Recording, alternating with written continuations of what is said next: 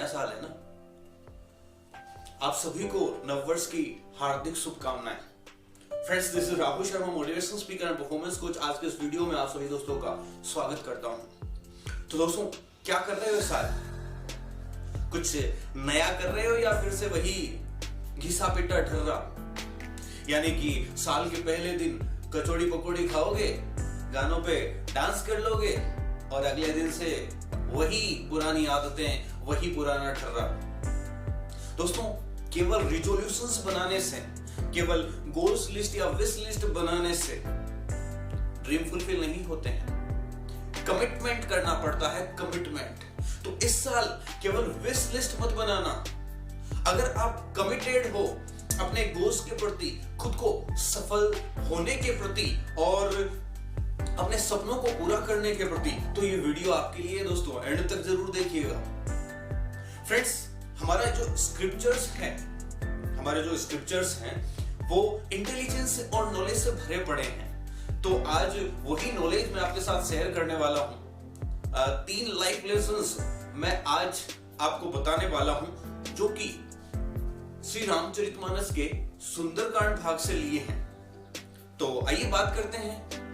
पहला, कॉन्फिडेंस हमेशा हाई रहना चाहिए। अगर हमें लाइफ में सफल होना है तो हमें अंदर से खुद पर इतना विश्वास होना चाहिए कि कोई डगमगा नहीं सके। दोस्तों, सुंदरकांड में जब भगवान श्री राम अपनी वानर सेना सहित समुद्र पार करने की तैयारी में थे, उस वक्त विभीषण रावण वाले गुट से राम जी वाले गुट में आ गया था और राम ने उसको भगाने के बजाय उसको गले लगाया और आते ही पता है श्री राम ने उसका राज तिलक कर दिया। दोस्तों, आत्मविश्वास देखना। अभी जिस राज्य को भगवान ने जीता भी नहीं है, अभी जो राज्य महाशक्तिशाली रावण की कैद में है और अभी तो वानरों सहित युद्ध करने ही जा रहे थे, उस वक्त श्री राम भगवान में आत्मविश्वास देखिए आप कि विभीषण का राज तिलक कर दिया उस बार। तो दोस्तों, इतना आत्मविश्वास हमें चाहिए सफल होने के लिए। इतना विश्वास यदि हम खुद पे करते हैं तो शायद ही कोई हमारी सफलता को हमसे छीन पाएगा। हमें कोई नहीं रोक पाएगा। हम अनस्टॉपेबल होने वाले हैं। तो ये कॉन्फिडेंस आएगा कैसे? ये कॉन्फिडेंस कोई ऐसे ही नहीं आएगा। कोई भी जो कहते हैं ना, जन्म से ही किसी में आत्मविश्वास कूट के नहीं भरा जाता है। आत्मविश्वास प्रैक्टिस से आता है, काम को करने से आता है। दोस्तों, 3 स्टेप है आत्मविश्वास हाई करने की। नंबर 1, नॉलेज या स्किल लेना। जिस भी क्षेत्र में आपको आगे बढ़ना है, जिस भी फील्ड में आपको आगे बढ़ना है, उससे रिलेटेड ज्यादा से ज्यादा नॉलेज, ज्यादा से ज्यादा स्किल लेना पड़ेगा। नंबर 2, आपको रोज छोटे छोटे एक्शंस लेने पड़ेंगे। जब आप छोटे छोटे एक्शंस लेंगे, उनको फुलफिल करेंगे, तब कॉन्फिडेंस बढ़ेगा ना। और तीसरा दोस्तों, बेइज्जती के डर को साइड में रखना पड़ेगा। बेइज्जती के डर को साइड में रखना पड़ेगा। हम अगर यूं ही सोचते रहेंगे कि लोग क्या कहेंगे, अगर मैं करूंगा, इसमें फेल हो गया तो क्या होगा, तो दोस्तों कुछ नहीं होगा। फेल हो जाओगे तो कुछ नहीं होगा, लेकिन एक्शन नहीं लोगे ना तो हमेशा के लिए फेल हो जाओगे। वो किसी ने कहा है कि अगर हम कोशिश ही नहीं करेंगे तो पूरी जिंदगी भर के लिए मूर्ख लगेंगे। लेकिन हो सकता है कोशिश करें तो थोड़ी देर के लिए मूर्ख लगे, बट जिंदगी भर से तो बच सकते हैं ना। तो दोस्तों, 3 स्टेप, नॉलेज लेना, छोटे एक्शंस लेना और बेइज्जती के डर को साइड रखना हमारा आत्मविश्वास बढ़ाता है। और सबसे पहले सफलता की फर्स्ट रिक्वायरमेंट है कि हमें खुद पर विश्वास करना पड़ेगा कि मैं भी कुछ भी कर सकता हूं। दोस्तों, second step, second life lesson from Sundarkand, be focused. एक बार जब आप डिसाइड कर लेते हो कि मुझे कुछ करना है इस साल, तो मुझे कमिटमेंट रखना है, इस साल मैं कुछ करके रहूंगा, सफल होके रहूंगा, इस साल अपने सपनों को पूरा करके रहूंगा, तो फोकस्ड रहो ना, फोकस्ड रहना पड़ेगा।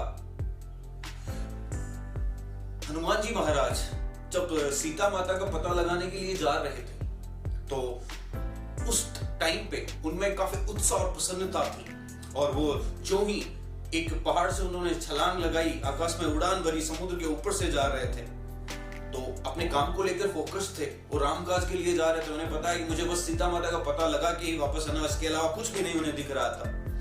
रास्ते में समुद्र ने मेनाक पर्वत से कहा कि भाई राम जी के दूत हैं तो थोड़े इनको सेवा की जाए, इनको चाय पानी नाश्ता पिलाया जाए, थोड़ी देर रेस्ट दिया जाए। तो तुम एक काम करो, इनसे पूछो। तो मेनाक पर्वत वहां पे प्रकट हुआ और हनुमान जी को रोक के बोला, अजी रुको रुको रुको, आओ थोड़ी देर चाय पानी पियो, नाश्ता करो, आराम करो, क्या कितनी जल्दी क्या है, चले जाना आप। तो हनुमान जी ने बताया वहां पे क्या कहा कि राम काज बिनु मोहि कहाँ विश्राम, कि राम काज के बिना तो मुझे विश्राम नहीं है। इसलिए उन्होंने मेनाक पर्वत को थोड़ा सा छू दिया और प्रणाम किया, बोले अभी तो मैं चलता हूँ, चाय पानी नाश्ता कभी और दे। दोस्तों फोकस्ड रहना पड़ता है ऐसे। ये जो छोटे छोटे प्लेजर्स मिलते हैं ना रास्ते में, जब हम काम करने ही वाले होते हैं, काम करने के लिए तैयार बैठे हैं और ये प्लेजर्स आ जाते हैं और हम फोकस्ड से डिस्ट्रैक्टेड में कन्वर्ट हो जाते हैं, तो फिर कैसे अचीव कर पाएंगे, कैसे हमारी मंजिलें हमें मिल पाएगी, कैसे हम अपने सपनों को फुलफिल कर पाएंगे। आप काम करने बैठे ही हैं, आप फोकस रहने की सोच ही रहे थे, आपके दोस्त का फोन आ जाता है, बोले चलो आज तो कहीं घूमने चलते हैं। आप काम करने बैठे ही थे तो आपके घर वाले आपको किसी ने काम से लिए बुला लेते हैं, अपने साथ लगा लेते हैं, तो फोकस कहाँ हुए। आप काम करने बैठे ही थे कि आपको नींद आने लग जाती है। आप काम करने के लिए तैयार ही थे कि आप सपनों की दुनिया में खो रहे हैं, आप कहीं पास्ट को लेकर चिंतित हैं। आप काम करने बैठे ही थे कि आपका भी गॉसिपिंग करने का मन कर रहा है, कुछ खाने का मन कर रहा है, कहीं घूमने का मन कर रहा है। तो दोस्तों फिर कैसे चलेगा, फिर ये कमिटमेंट कहाँ हुआ। तो इस साल ये सब नहीं होना चाहिए, इस साल पूरा कमिटेड रहना है, ये डिस्ट्रैक्शंस को आपको भगाना, इन प्लेजर्स को से आपको बचना है और आगे बढ़ते जाना है। हनुमान जी से सीखना है। पता है मेनाक पर्वत ही नहीं, बाद में सूरसा भी मिली, बाद में सिंगिनी भी मिली, लंकिनी भी मिली, लेकिन किसी ने उनको रोकने की हिम्मत नहीं दिखाया। मतलब कोई भी ऐसा नहीं था जो हनुमान जी को रोक पाया था, वो बढ़ते गए। तो हमें भी तो यही करना है। तो फोकस कैसे बनेगा? सबसे पहले मेंटली और फिजिकली फिट रहने से। अब मेंटली और फिजिकली फिट कैसे रहते हैं? अच्छी डाइट लेने से, सही डाइट लेने से, बैलेंस डाइट लेने से, रोज कसरत या वॉकिंग वगैरह से, और तीसरा अच्छा पढ़ने से, सही नॉलेज लेने से, तभी तो मेंटली और फिजिकली फिट रहा जाता है। तो फर्स्ट स्टेप तो ये मेंटली फिजिकली फिट रहना पड़ेगा। दूसरा, आपको जो आपके अंदर जो फ्लक्चुएशन चलते हैं ना, मेंटल फ्लक्चुएशन, पास्ट को लेकर खो जाते हो, फ्यूचर को लेकर खो जाते हो, भैया उनको बाय बाय कहना पड़ेगा। फिलहाल प्रेजेंट पर फोकस करना पड़ेगा। तीसरा, जो ये बाहर की जितने भी डिस्टर्बेंसेस या डिस्ट्रैक्शंस हैं, जो प्लेजर्स आपको खींच रहे हैं, कभी किस फॉर्म में कभी किस फॉर्म में, उनको भी बाय बाय कहना ही पड़ेगा। अगर आपको बड़ा प्लेजर चाहिए तो, बड़ा प्लेजर चाहिए ना, तब आपको इनको बाय बाय कहना ही पड़ेगा। दोस्तों, जब हमें एक लड्डुओं से भरा, बहुत बड़े लड्डुओं से भरा जो रूम चाहिए, भंडार चाहिए ना, तब जो छोटे छोटे बिस्कुट, चूरन, नमकीन है ना, इनको बाय बाय कहना पड़ता है। वरना तो इनको खा खा के ही हमारा पेट भर जाएगा, फिर हम लड्डुओं की तलाश में क्यों जाएंगे जी। तो फोकस्ड रहना जरूरी है।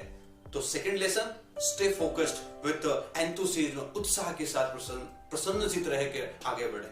दोस्तों, तीसरा लाइफ चेंजिंग लेसन सुंदरकांड से, डू योर ड्यूटीज ऑनेस्टली।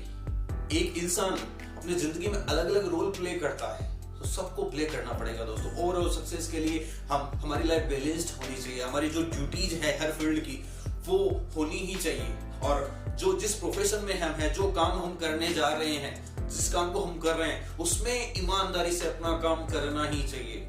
ईमानदारी से अपना काम करना चाहिए दोस्तों, क्योंकि ड्यूटीज में आप कहीं कुछ मिस कर देते हो तो डेफिनेटली आप सफलता में बहुत कुछ मिस कर दोगे।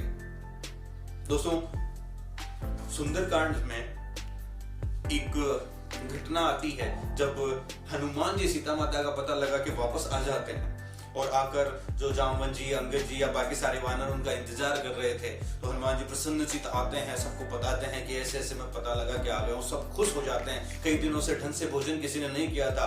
तो आज वो मधुवन में, जो सुग्रीव का वन है, जहाँ पे खूब सारे फल फूल अवेलेबल हैं, वहां पर गए और सबने चाहा कि आज तो जम के खाएंगे। अब क्योंकि मधुवन सुग्रीव की परमिशन से ही जाया जा सकता था, लेकिन आज किसी ने परमिशन नहीं ली। युवराज अंगद ने भी कह दिया, बोले आज तो खाएंगे, जमकर पार्टी करेंगे। तो अंदर मधुवन में गए और मधुवन में चौकीदारों ने पूछा, भैया परमिशन? राजा साहब की परमिशन है आपके पास? बोले परमिशन गए तेल लेने, आज तो मजे करेंगे, पार्टी करेंगे। तो सब गए अंदर, जो भी चौकीदार रोक रहे थे सबको मार भगाया वहां से, और सब फल फूल खा रहे थे, मजे कर रहे थे। चौकीदार भागे भागे सुग्रीव के पास गए, महाराज महाराज महाराज, पता है युवराज और जो बाकी लोग हैं, बाकी वानर है, वो आज मधुवन में घुस गए हैं, फल फूल खा रहे हैं, पेड़ पौधों को तोड़ रहे हैं, नुकसान। तो सुग्रीव ने पता है कुछ नहीं कहा, उल्टा खुश हुए, बोले अच्छा ये बात है, सबके सब जम के खा रहे हैं, मजे ले रहे हैं। बोले ये तो अच्छी बात है, इसका मतलब वो अपना काम करके आ गए हैं, मतलब जो ड्यूटी उन्हें दी थी वो करके आ गए हैं। तो इससे बढ़िया खुशखबरी क्या हो सकती है। थोड़ी देर बाद में सब लोग आ भी गए थे महाराज को खुशखबरी देने। तो दोस्तों, जब ड्यूटीज ईमानदारी से की जाती है ना, तब रिवार्ड मिलते हैं। हो सकता है कई बार रिवार्ड में देर हो जाए, लेकिन मिलेंगे जरूर। ऑनेस्टली ड्यूटी जो होती है वो रिवार्ड की ओर ले जाती है, वो सफलता की ओर ले जाती है। जो डेली जितना काम हमें करना है वो करना ही है, उसमें कुछ छोड़ना नहीं है। ड्यूटीज जब ईमानदारी से की जाती है तो पता है क्या होता है, सेटिस्फेक्शन मिलता है। हर एक दिन सेटिस्फेक्शन से के साथ गुजरता है, गिल्ट फ्री लाइफ जीते हैं। जो डेली आगे बढ़ने का एहसास हमारे अंदर आता है, ऐसा लगता है कि हम सफल हो रहे हैं। एक हमारी काम पूरा करने वाले व्यक्ति की छवि बनती है, कमिटेड व्यक्ति की छवि चारों ओर बनती है, जिसका फायदा हमें मिलता है। और ड्यूटीज अगर ईमानदारी से नहीं की जाती तो पता है क्या होता है। एक छोटी सी कहानी आपको सुनाता हूँ। एक बार एक सेठ जी थे जिनका व्यापार बहुत फैला हुआ था। तो वो आज व्यापार के सिलसिले में उन्हें कहीं अगले दिन दूसरे शहर जाना था, वो फ्लाइट से जाना था। तो अगले दिन सुबह सेठ जी उठे, तैयार वैयार हो रहे थे, सेठानी जी वगैरह नाश्ता बना रहे थे। इधर जो इनका वॉचमैन था वो भागा भागा टेंशन में सेठानी जी के पास आया। बोले सेठानी जी मुझे रात को है ना सपना आया, और सपने में मैंने देखा सेठ जी जिस फ्लाइट से जाने वाले वो फ्लाइट क्रैश हो गई, उसका एक्सीडेंट हो गया और उसमें सब लोग मारे गए। तो सेठानी जी को जरा चिंता हो गई। उन्होंने सेठ जी से कहा कि आप एक काम करो, आज मत जाओ। ऐसे ऐसे चौकीदार कह रहा था कि उसको रात को सपना आया। तो सेठ जी ने भी चलो मान लिया कि चलो आज नहीं जाते हैं। और ये क्या, ये बात तो सच निकली, वो फ्लाइट वास्तव में क्रैश हो गई, सबके सब लोग मारे गए। तो सेठ जी सेठानी जी सब ये सोच के खुश हुए कि अच्छा है आज तो नहीं गए।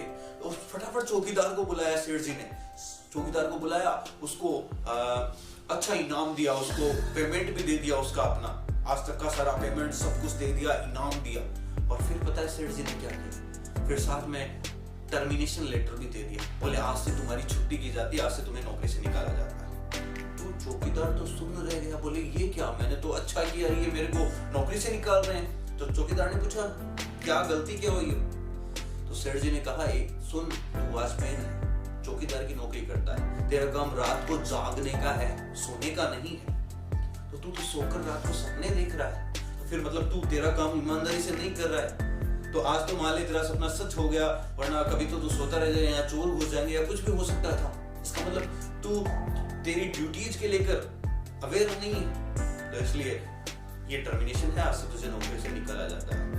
अब ड्यूटीज ईमानदारी से कर जहां भी जाए। तो दोस्तों ये होता है ड्यूटीज ईमानदारी से नहीं करने का रिजल्ट। तो हमें 3 बातें ध्यान में रखनी है कि आत्मविश्वास ऊंचा रखना है, फोकस्ड रहना है, और जो काम आज का है वो आज ही करना है, कमिटमेंट के साथ कि आज मैं पूरा करूंगा ही, और आगे बढ़ना है। इस साल कुछ करना है, इस बार कुछ करना है, और अब की बार सफलता अपनी ही है। अगर ऐसा चलोगे तो डेफिनेटली आपको कोई नहीं रोकने वाला है। और अगर वही पुराना घिसा बेटा ढर्रा आपको चालू रखना है तो बशर्ते रखिए। वक्त का क्या है, वो तो बीत जाएगा, साल क्या शताब्दियां बीत जाती है। तो